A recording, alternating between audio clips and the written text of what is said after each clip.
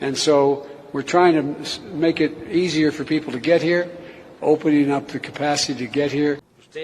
You, President Biden, you are the first president of the United States in a very long time that has not built not even 1 meter of wall. And that, we thank you for that, sir.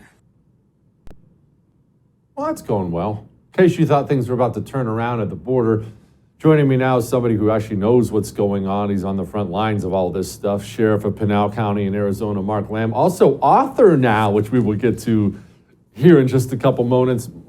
Mark, he's just going to make it easier for people to get here. I don't know what the big deal is.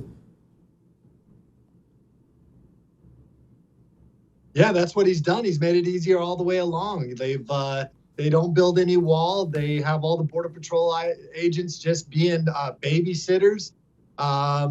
They're not committed to protecting our borders. And the fact that Mexico would praise him for that should tell him that he's doing it wrong.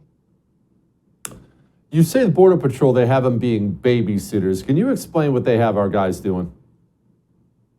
Yeah, Border Patrol, that's not what they're supposed to do. They're supposed to be out there patrolling the border, looking for people trying to come through the deserts, helping CBP officers, which is your Customs and Border Protection, find the drugs that are trying to be brought into this country through the ports.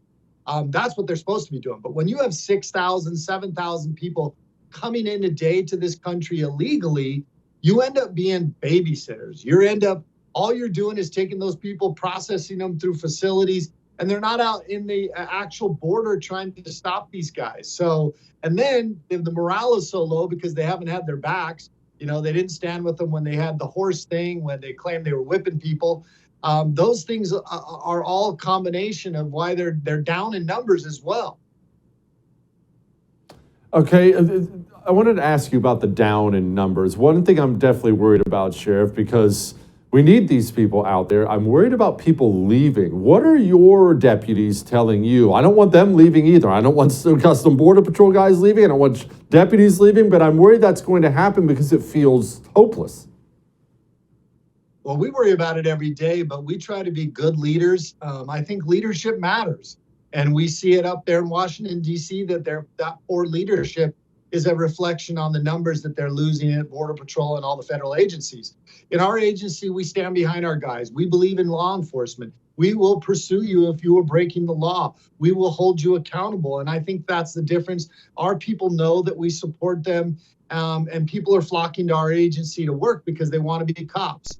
But unfortunately, I can't do Border Patrol's work too. I try to help, but in the end, I don't have the resources and I don't have the statutory authority to be able to do it. Speaking of leadership matters, here is Alejandro Mayorkas. I've got a lot of work to do. I'm proud to do it alongside 250,000 incredibly dedicated and talented individuals in the Department of Homeland Security, and I'm going to continue to do my work. So you have no intention of resigning? I do not. I've got a lot of work to do, and we're going to do it. Are you prepared for the investigations? I am. I will be, and I'll continue to do my work throughout them. Man's had articles of impeachment filed against him. He is the head of DHS, and yet he has intentionally opened up the border. Do I have that correct?